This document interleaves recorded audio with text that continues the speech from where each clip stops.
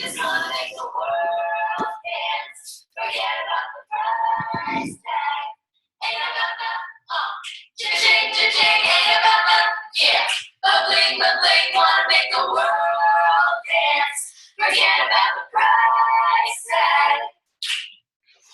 Okay, good morning, everyone. This is Rama on Writing, coming to you live from a beautiful, slightly sunny Atlanta, Georgia. There's a lot of greenery out here, something that I'm not used to when I'm living in Sedona. We do have green things, but we have a lot of brown things too, and red rocks, and it's a whole different environment. Well, today we have our webmaster, Greg, Silverknight Greg as I call him.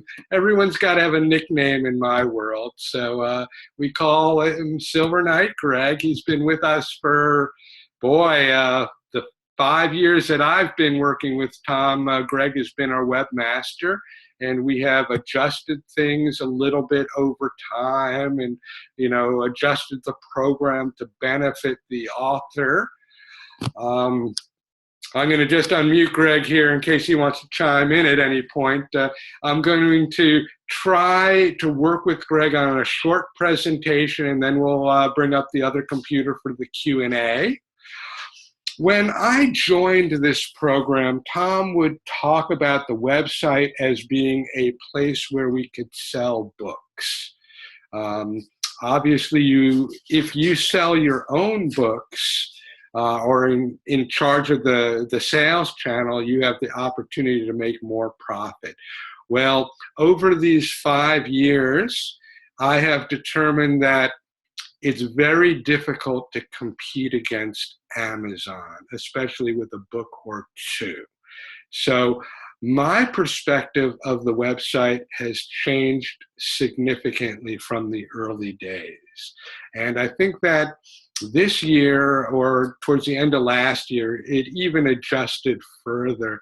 I think that Leah was an impetus in this a little bit, because it became obvious that our authors struggle to get that website up, and Greg's going to tell us why they struggle in a moment. So we started to look at, well, what's the important component of the website? If we're not going to be able to compete in sales head-to-head with Amazon, why do we have a website? And the obvious reason is to post our blog. It's very simple. And why is posting the blog important? Because the blog is more important than the book.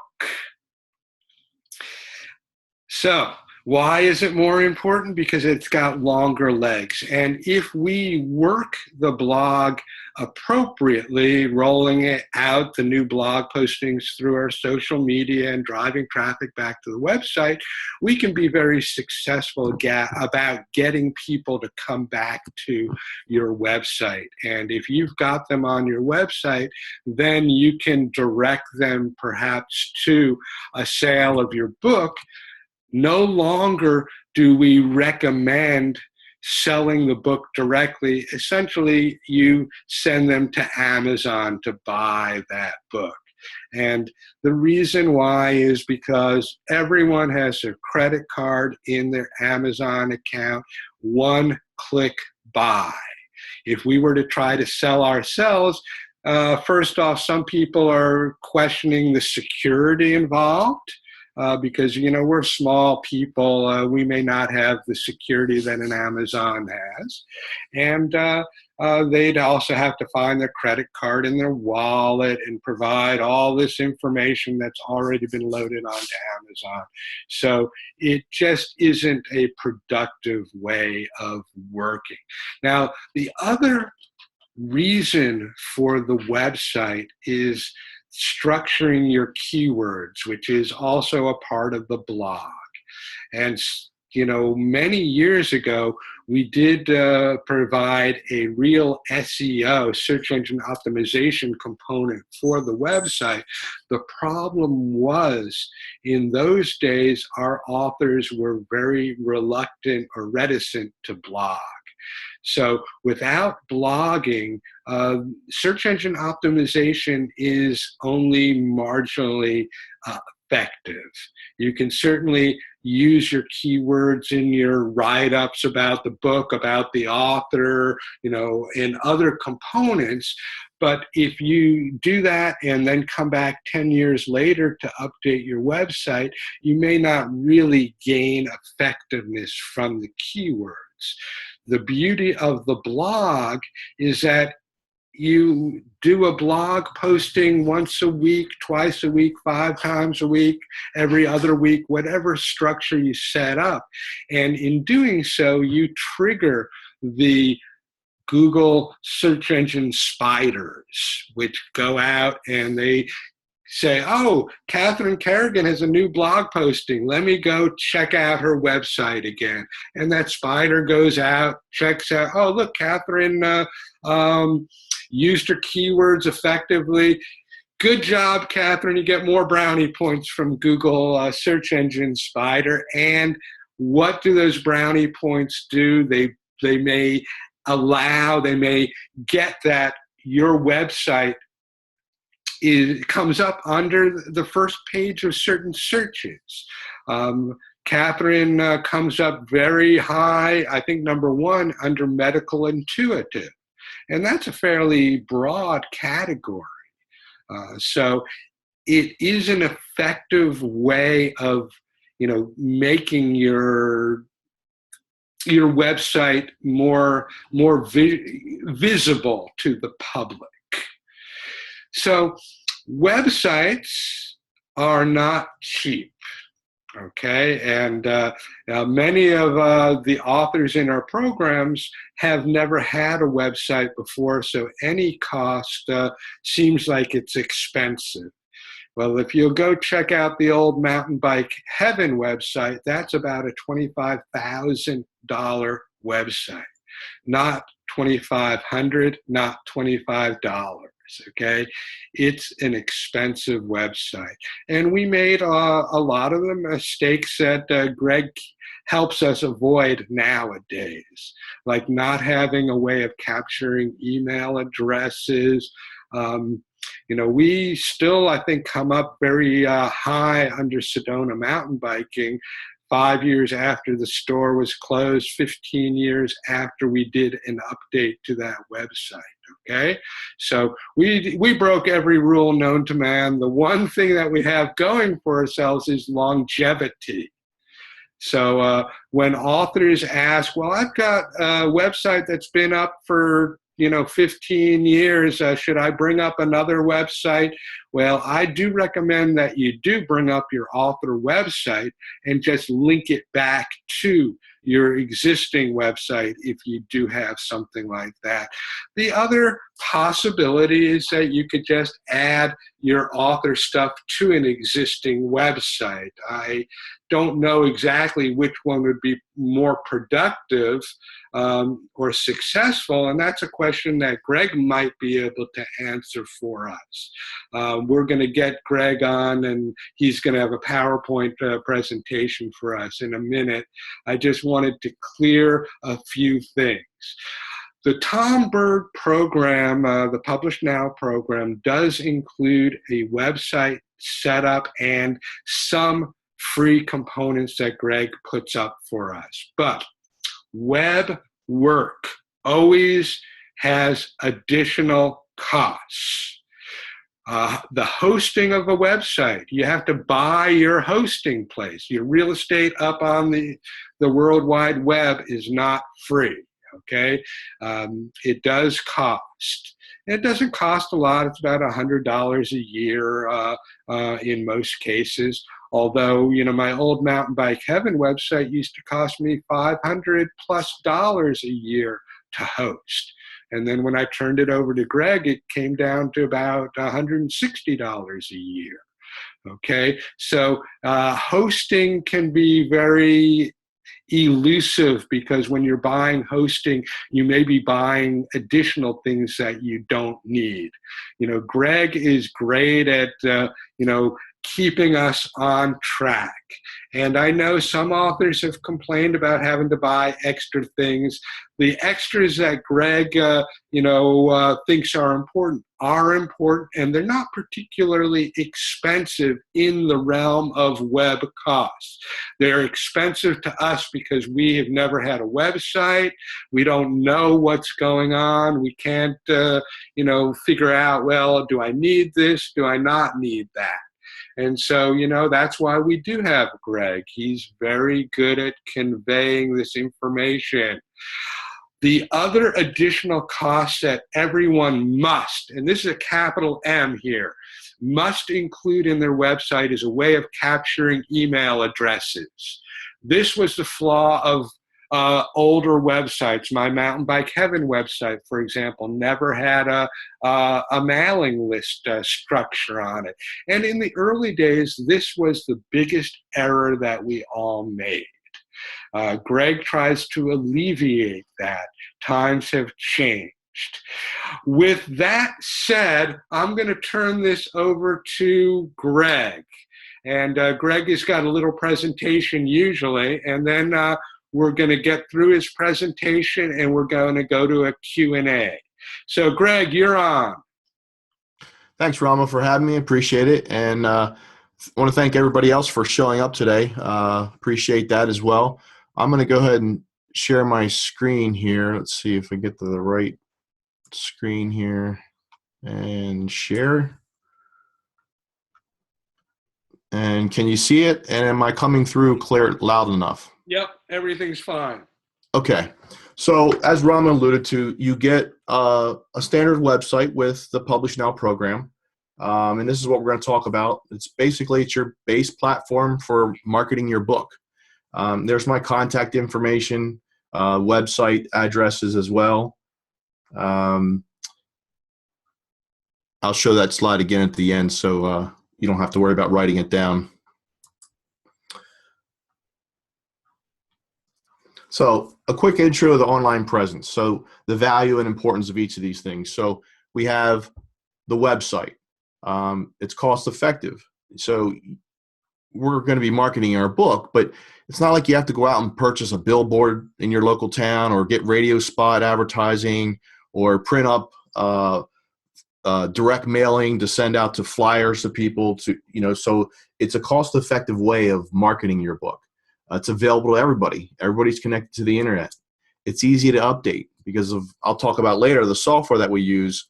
You can get in there and easily make updates yourself. I'm here available as support, as backup if you need help with that.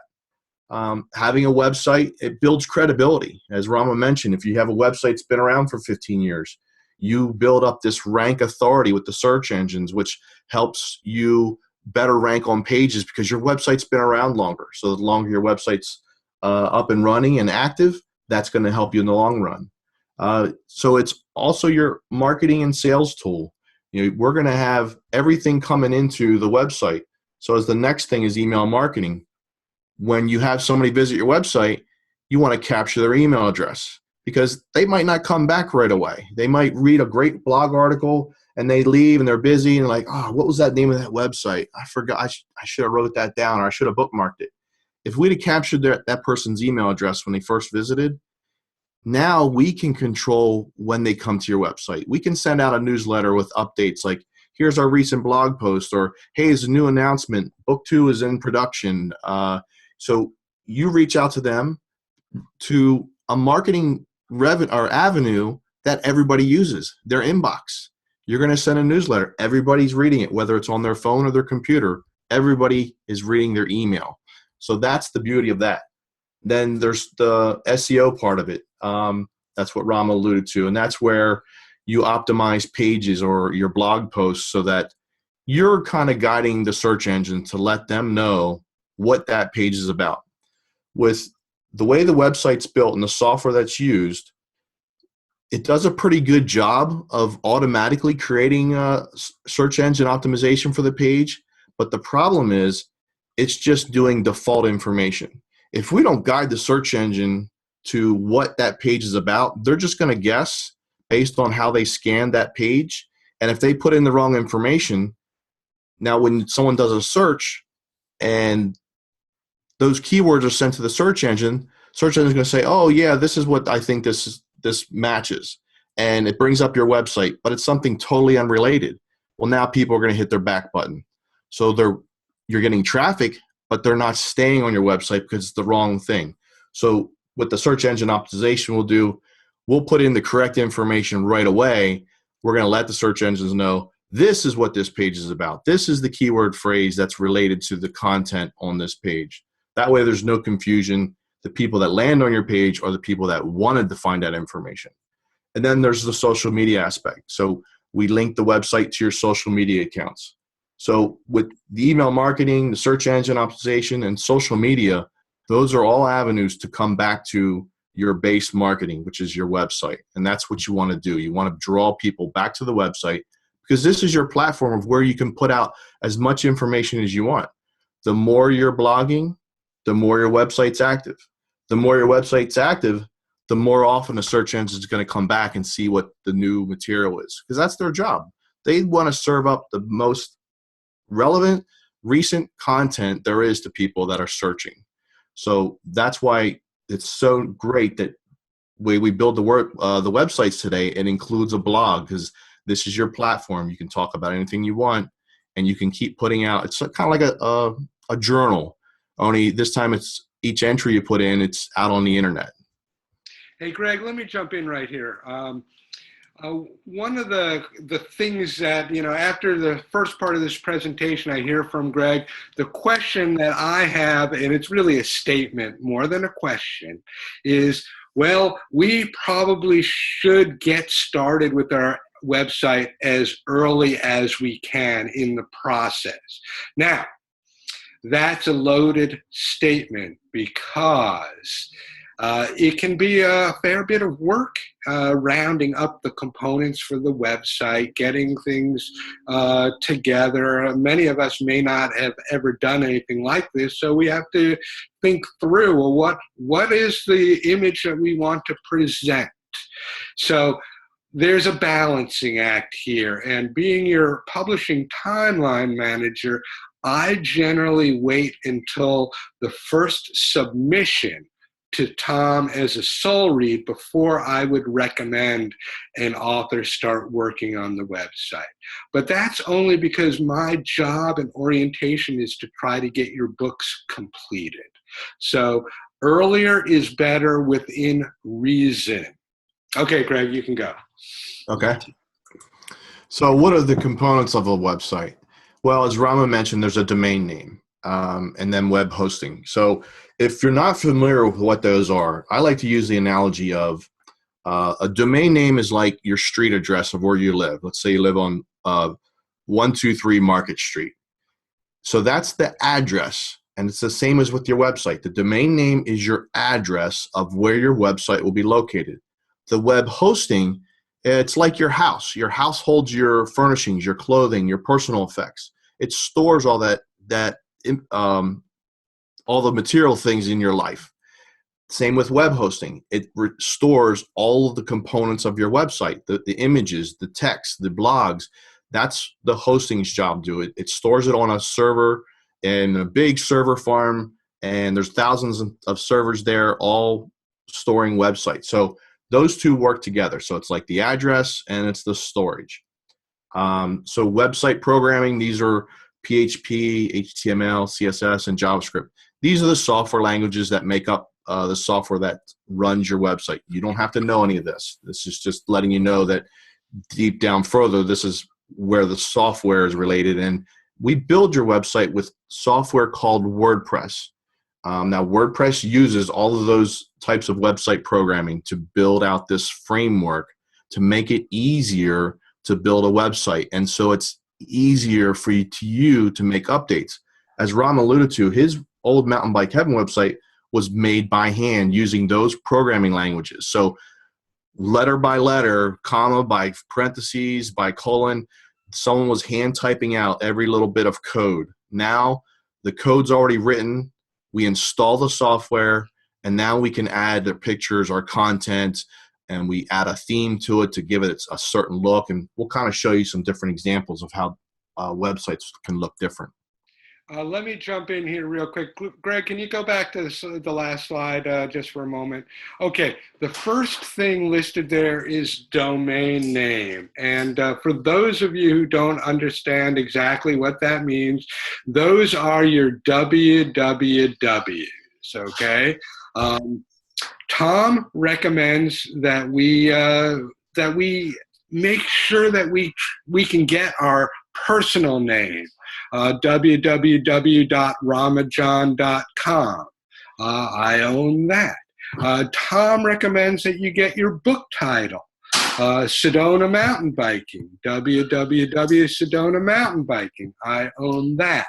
Other books, Dharma Teachings is one of my other books. I own the www.dharmateachings.com. Bikapelli Press. I've chosen a number of different blog names because I like to identify and brand my blog. I own RamaOnWriting.com.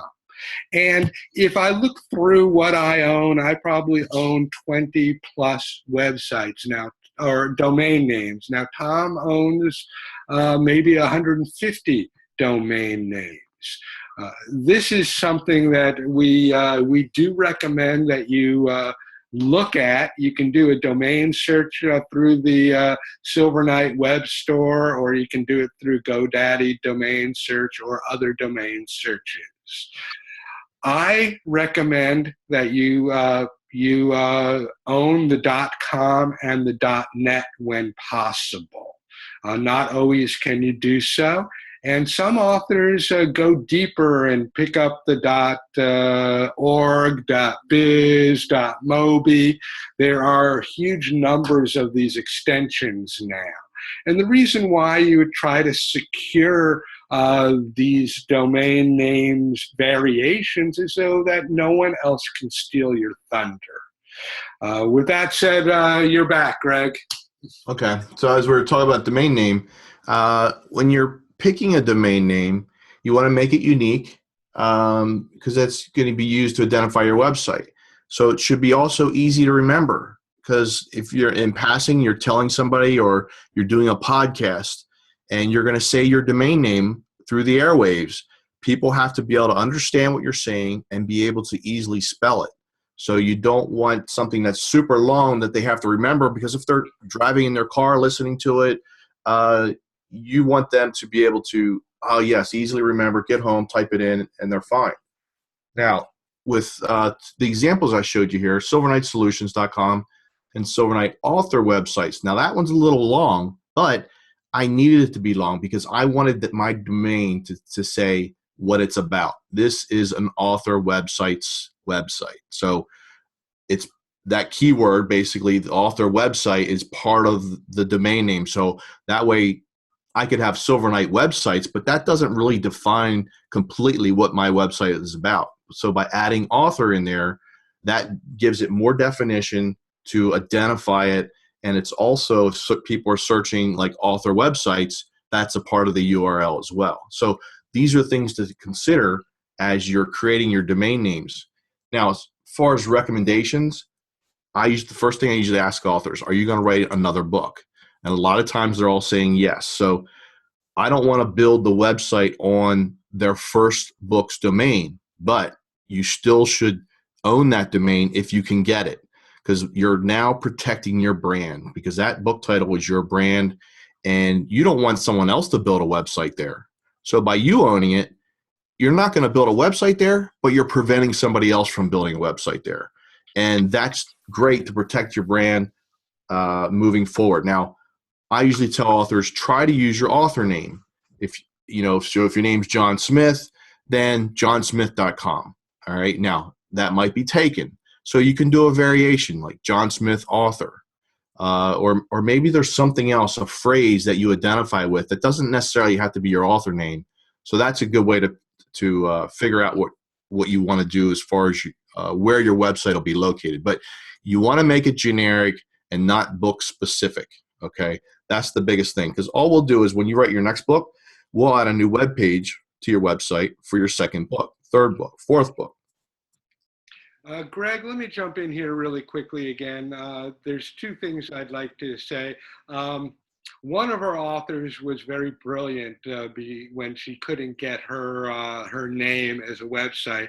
Her name was Heather Harlow, and she chose the web name therealheatherharlow.com, and I thought that was brilliant. The other thing that Greg hasn't said, but he's alluded to a little bit, is that by grabbing your other domain names, they can be redirected.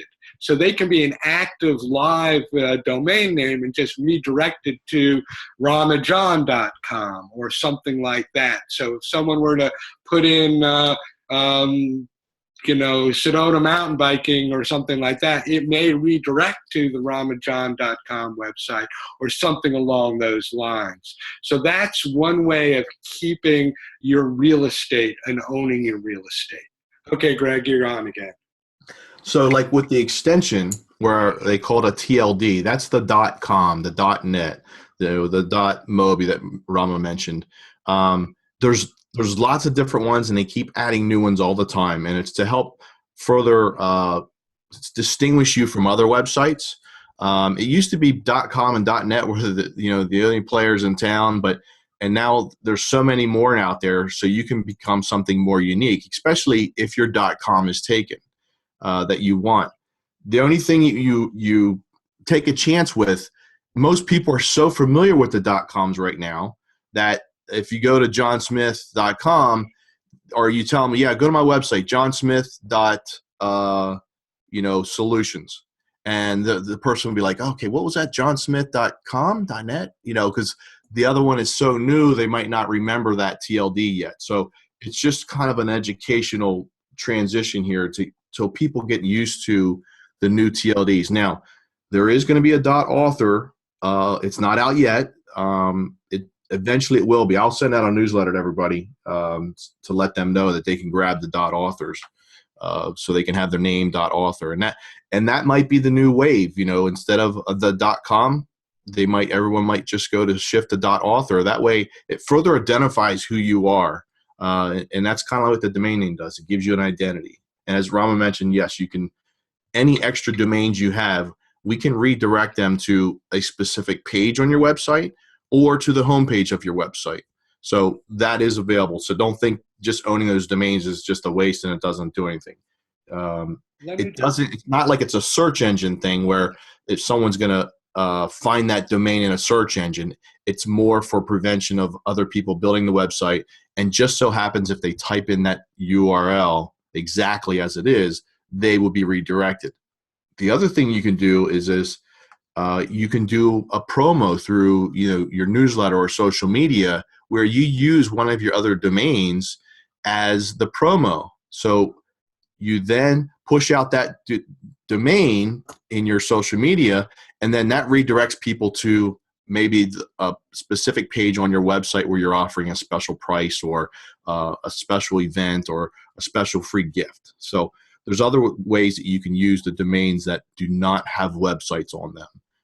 And that's another thing I want to clear up right now. Some people, when they have a domain, it does not mean there's a website there. It's just the name. It's just the address. So like if you bought a lot to build a house on, you just own the lot and the address. There's no house there yet, okay? You just own that property ready and waiting to build your house there. Or you may have a sign out front that says, we don't live here yet. Go visit us over, the next state over. We haven't moved yet.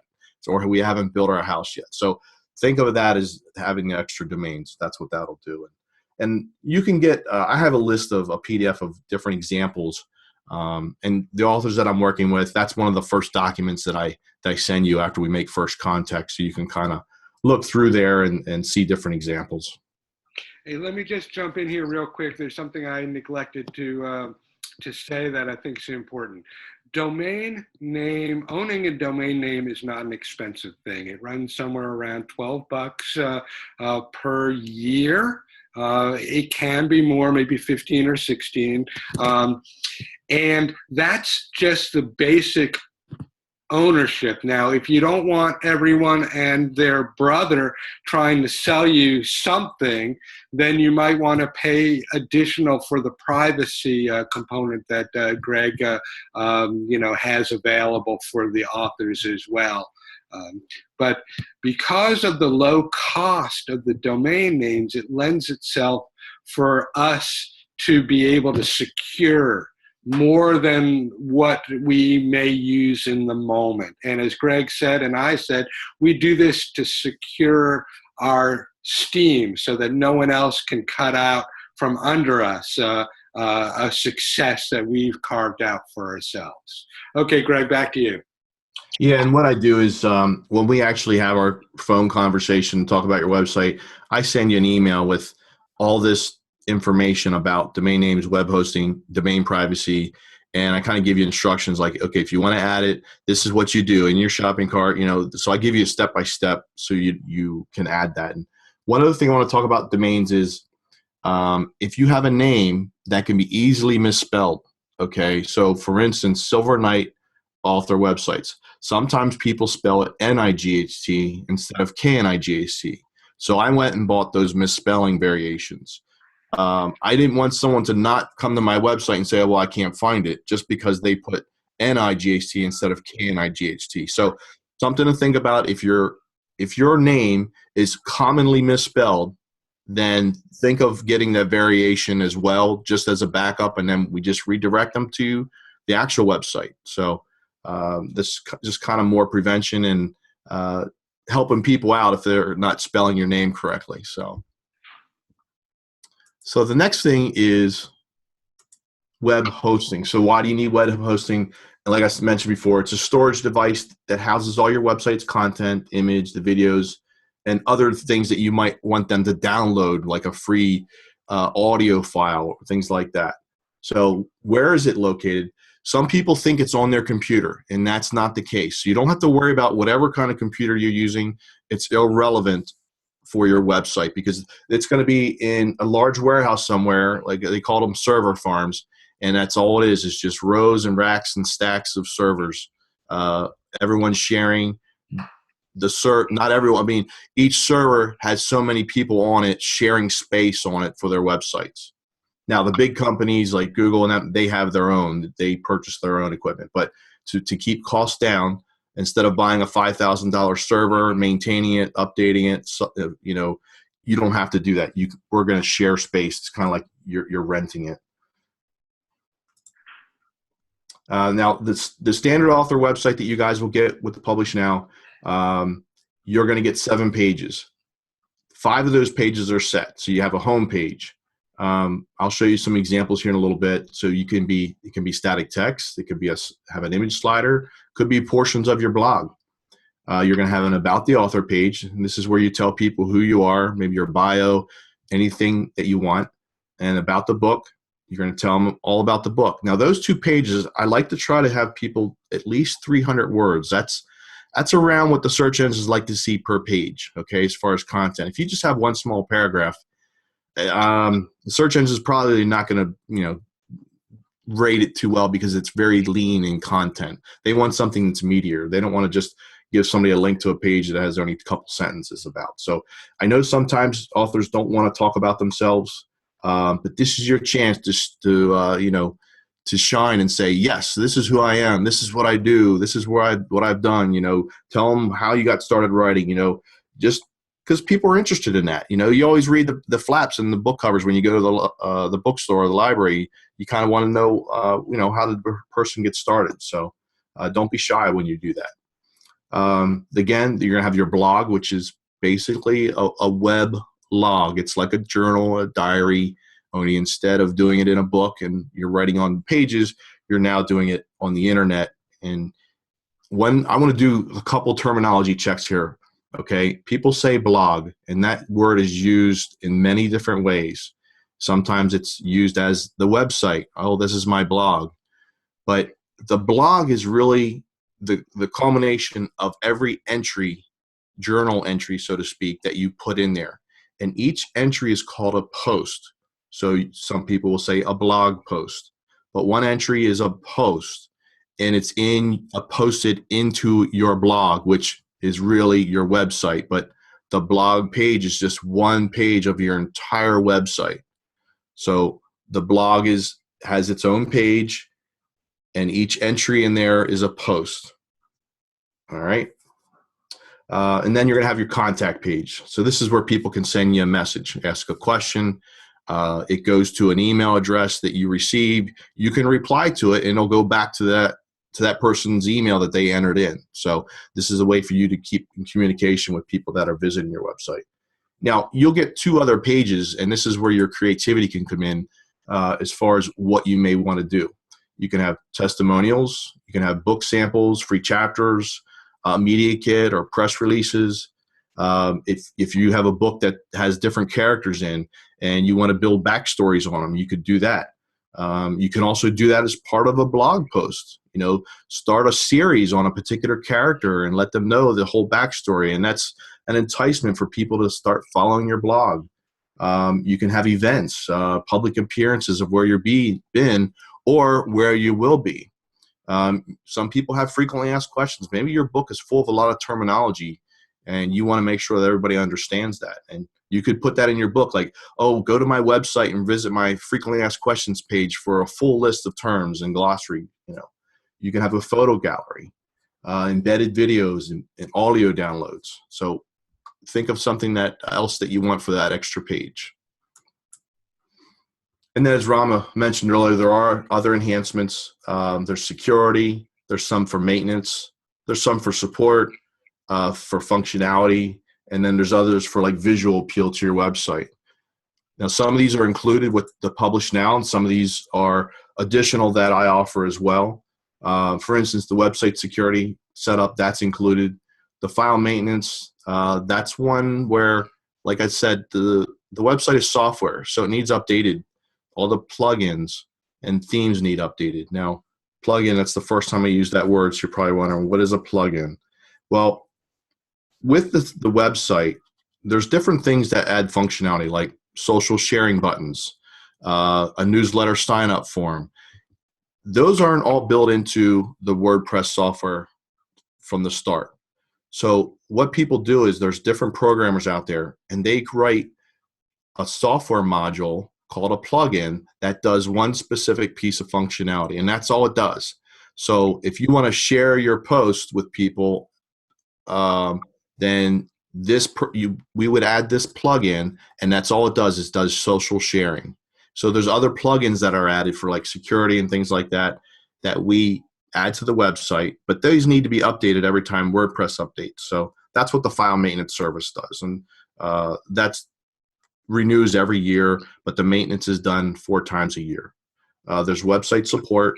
That's if you want me to make changes to your website for you, or if you're having problems uploading a video or a picture's not showing up right, I can go in and take a look. That's what I do. Now, I give a big discount for the Tom's Authors for that if you subscribe to ongoing support. The premium theme, that's included with your website.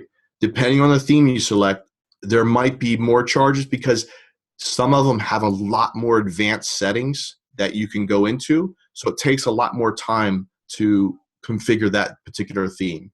There's 3D images of your book, a favicon. That stands for favorites icon. So if you go to a web page, a web browser, let's do that real quick.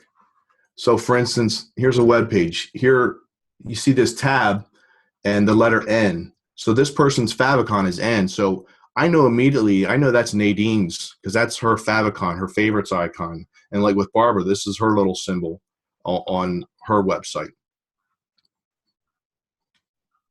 So that's what a favorites icon does. It helps with your branding so you can quickly identify what your website's about. And it also shows up when you bookmark it as well. There's a notification banner for messages, an interactive flipbook. A lot of times the authors will use that to entice people to sign up for the newsletter. Get a free chapter, and then I create a free chapter, and it's an interactive flipping book, and we embed it on your website. So that keeps people on your website as opposed to just giving them a PDF download.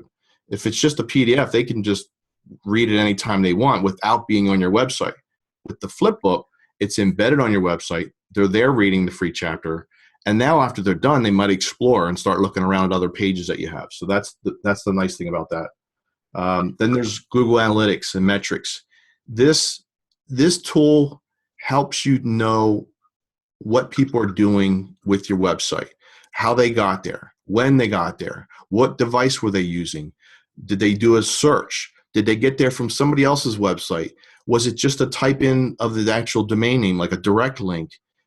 So you will find all this information. Were they using a keyword? Did they type in an SEO keyword that you have on your page? So with all this information, you get this reporting to then fine tune your post moving forward. Maybe you have a particular post that's getting a lot of traffic, and you go to that post, you look, boy, I could do something here. Maybe I need to put something at the end of this post that'll help promote my next coming book, or some service that you provide. If you have that much traffic, take advantage of it. If a post isn't getting a lot of traffic that you want, expected to get traffic, well, maybe it wasn't optimized. Maybe you forgot to do the optimization on the page. Maybe we can make some tweaks to it. So this is what Google Analytics does. It helps you to keep tabs on the activity with your website and your visitors. Then there's email marketing setup. There's WordPress training videos so you learn how to create a post, add an image, embed a video. Now the SEO keyword phrase research, this is included with Tom. I ask you for 10 phrases that you want to write blog posts about. I'll return at least 5 that are optimized. So you may give me a keyword phrase, traveling in the US. And so I may research that phrase. And people aren't really searching for that. They're searching more specifically, like traveling the US on the back of a motorcycle. So that might be the optimized phrase I give you instead of just traveling in the US. Okay. So that's what the keyword phrase is. And then you can add that to your post. Now, it's not just a matter of adding it. There's a lot more steps to it to make sure that you add it in the proper places. So, but at least you have the optimized keyword phrase. We can talk later about how to do and add that keyword correctly in all the locations. I do. Some of the authors, they get training for that, and I show them exactly every step of the way, exactly what they need to fill in to optimize that page the best.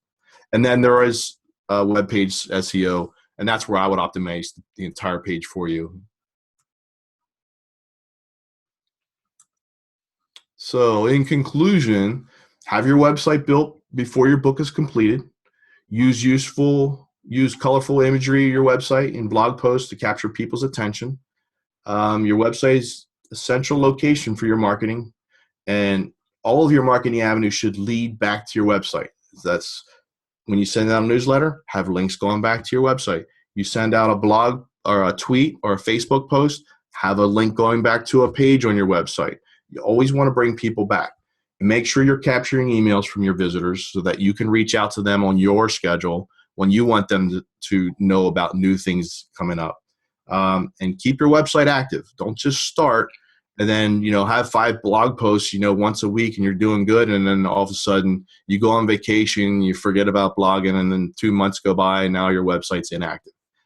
So try to come up with a regular schedule. With the beauty of this website that I'm going to build is you can schedule posts. You can write 10 blog posts out on Word documents and then add them to your website and then schedule each one to go out on the schedule you want. You can schedule out an entire year's worth of posts and then take the year off from writing. But I don't suggest that. I think you should keep writing. That way you're getting fresh content there throughout the whole time. So, and I'm done, and let's have some questions.